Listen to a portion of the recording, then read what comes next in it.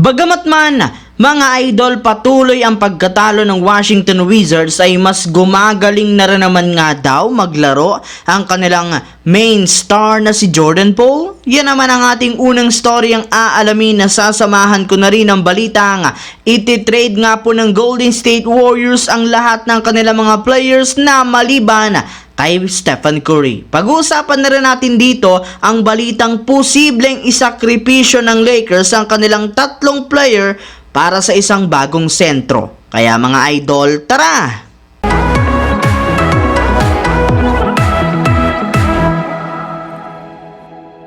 Dahil nga po mga idol sa pagkatalo ng Washington Wizards sa kanilang huling game kahapon laban sa worst team sa NBA na Detroit Pistons, bumagsak na nga sa 7 wins, 32 losses ang kanilang kasalukuyang record sa West. Yes mga idol, tabla na nga sila ng Spurs sa pangalawa sa pinakamahinang team sa buong NBA. Pero sa kabila nga po niyan, meron rin naman nga kahit papano na magandang nangyari ngayon sa kanilang team. At yan nga ay ang patuloy na pagganda ng laruan ng kanilang main star na si Jordan Poole. Sa katunayan, nag-average na nga po si Jordan Poole ng 22 points per game sa kanilang huling 4 na laro. Bukod nga po dyan, mas nagiging efficient na rin naman nga ito para sa kanilang team.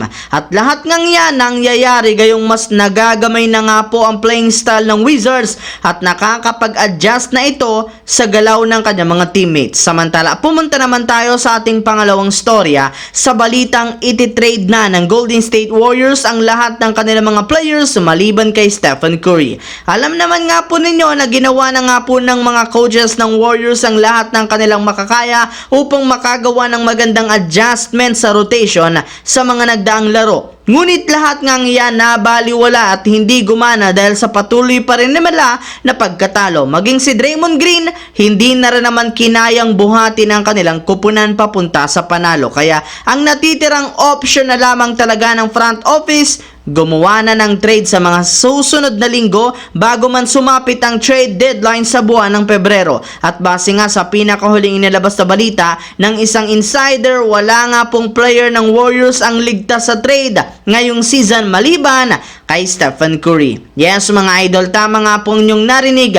Lahat nga ng kanilang mga malalaro balak nilang i-trade maliban kay Curry na siyang pundasyon rin naman ng kanilang kupunan. Kaya para nga po sa mga fans dyan ng Warriors, abang-abang na kayo gayong sigurado nga na may ilalabas na itong malaking trade sa mga susunod na araw. Habang dumako naman tayo sa ating huling storya sa balitang isasakripisyo ng Lakers ang kanilang tatlong player para sa isang bagong sentro. Pagkatapos nga po na matalo mga idol ng Lakers ang Oklahoma City Thunder, ay sinabi nga po mismo ni Jared Vanderbilt na naniniwala pa rin siya na kaya nilang ayusin ang kanilang problema at baliktarin ang kanilang sitwasyon ngayong season ang hindi gumagawa ng isang malakihang move. Paunti-unti na rin naman ngang nagiging komportable sila since binalik na nga ni Coach Ham ang kanilang original na starting lineup na ginamit nila last season. Subalit, base rin naman nga sa isang NBA insider, hindi pa rin talaga sinasarado ng Lakers ang posibilidad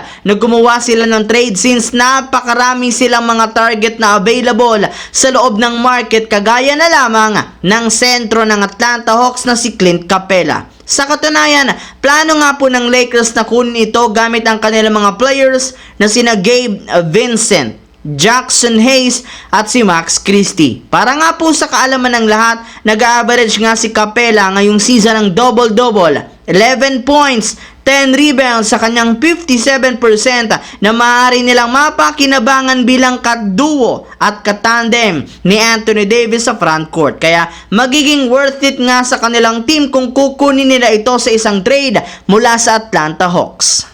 So yun lamang mga idol ang ating bagong video na ating pinag-usapan ngayon dito sa aking YouTube channel. Once again, this is your J-Zone TV. Huwag kalimutang mag-like at syempre mag-subscribe na rin. Pindutin ang notification bell sa aking channel para lagi kayo maging updated sa mga videos na pinapalabas ko. Isang malaking shout out sa lahat ng solid J-Zone TV na laging nanonood dyan.